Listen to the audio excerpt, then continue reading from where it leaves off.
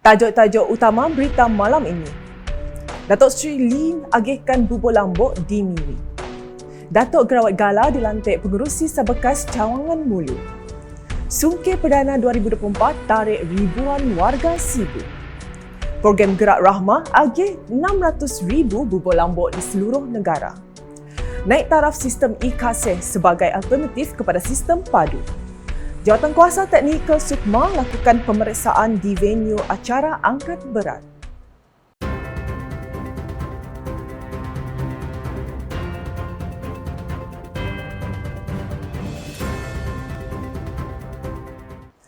Salam sejahtera dan salam Sarawak Maju Makmur bersama saya Janet Bennett. Sebanyak 1,000 pek bubur lambuk telah diagihkan oleh Pertubuhan Belia Kebangsaan Bersatu Sarawak Sebekas Cawangan Senadin pada Sabtu. Menteri Pengangkutan Sarawak merangkap Ahli Dewan Undangan Negeri Adun Senadin Datuk Seri Lee Kim Shin telah menyempurnakan program tersebut di Permai Mall di sini. Menurutnya, program itu bertujuan mengimarahkan sambutan Ramadan di samping merapatkan hubungan sebekas dengan masyarakat dan juga mengeratkan hubungan ahli sebekas serta memupuk muafakat dan kerjasama dalam kalangan komuniti setempat.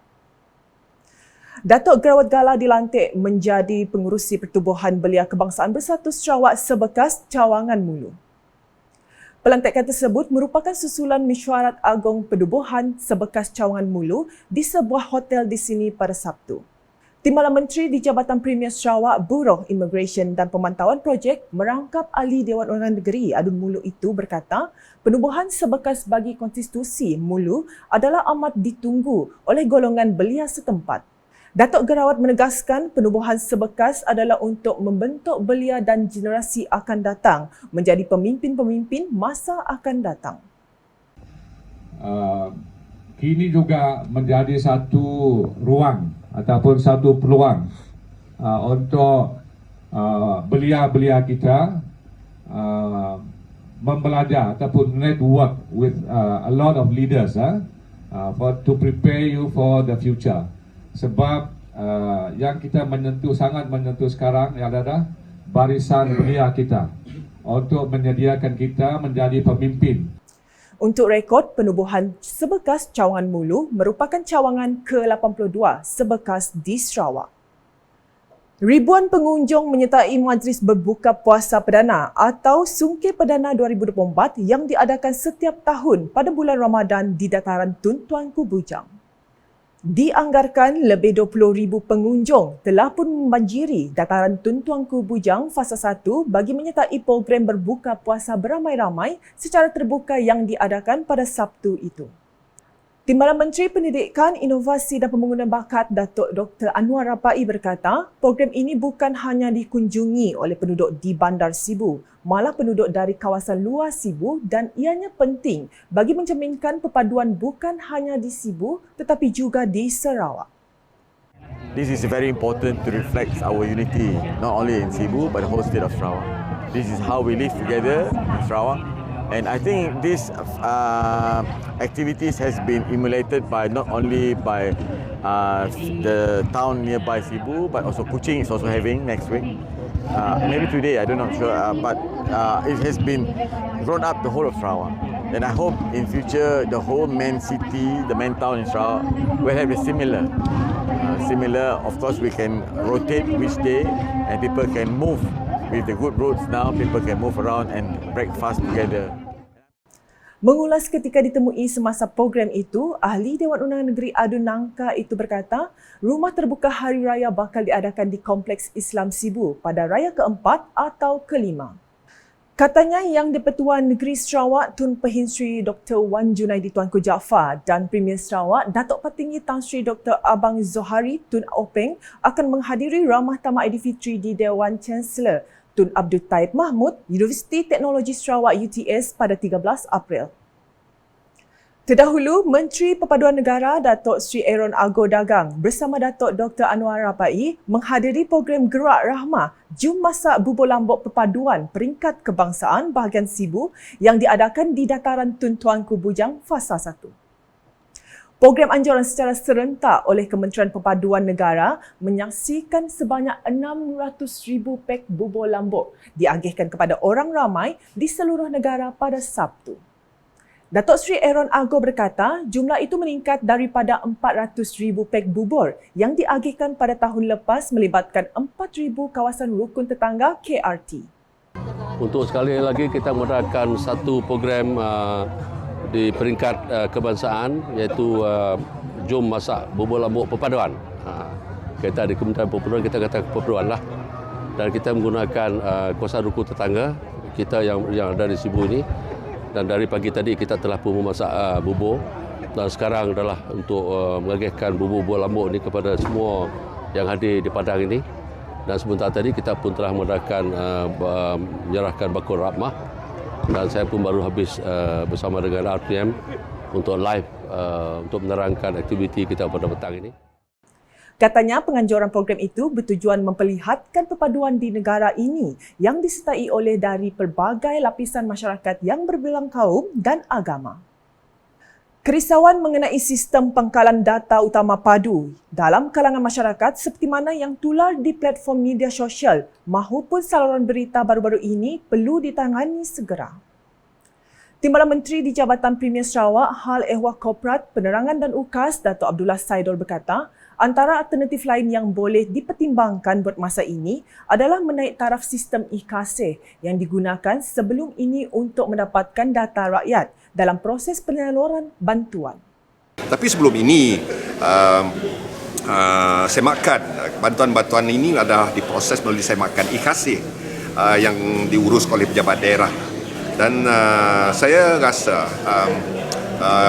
ingin bertuangka baik, saya rasa eloklah e-kasih dinaik tarafkan ataupun gunakan maklumat yang ada pada e-kasih sekarang ini. Mungkin sistem itu dibaiki pulih dengan dinaik taraf dan sebagainya supaya maklumat yang sama dapat digunakan untuk memastikan bantuan dan bantuan rakyat yang diperkenalkan oleh kerajaan dapat akan diterima oleh mereka yang benar-benar layak. Beliau berkata demikian ketika ditemui pemberita selepas menyaksikan simbolik penyerahan bubur lambuk anjuran klub penyokong Manchester United Sarawak MUSCS di sini pada Ahad. Dalam pada itu, katanya beliau tidak melarang masyarakat, khususnya golongan B40 yang amat memerlukan bantuan daripada kerajaan untuk mengisi maklumat mereka di padu buat masa ini. Saya tidak ada halangan untuk mereka mendaftar kerana mereka ini benar-benar memerlukan pelbagai bantuan yang disalurkan oleh kerajaan.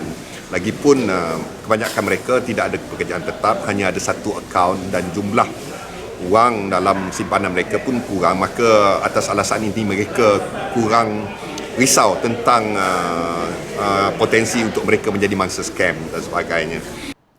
Datuk Abdullah turut memberitahu bahawa kerisauan masyarakat mengenai sistem padu ini perlu difahami dan diambil berat oleh pihak kerajaan. Memandangkan data kes penipuan atas talian pada tahun lalu amat membimbangkan.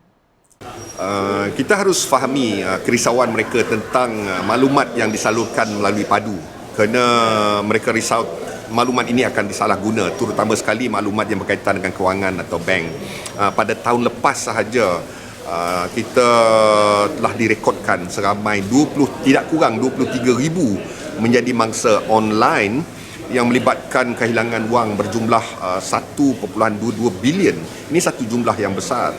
Sehubungan dengan itu, beliau berharap dengan sistem padu ini, pihak perbankan akan mengetatkan lagi sistem keselamatan akaun-akaun pengguna agar tidak mudah terperangkap dalam jenayah penipuan atas talian.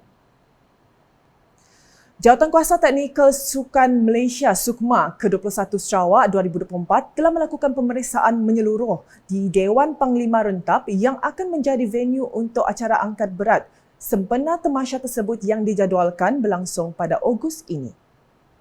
Pemeriksaan yang diadakan melalui lawatan rasmi pada Jumaat itu bertujuan untuk memperhalusi segala persediaan yang sedang dilakukan oleh agensi-agensi terlibat bagi persiapan semasa acara berlangsung kelab. Ia termasuk memastikan persiapan dari segi kemudahan, keadaan tempat, keperluan teknikal dan aspek lain yang berkaitan.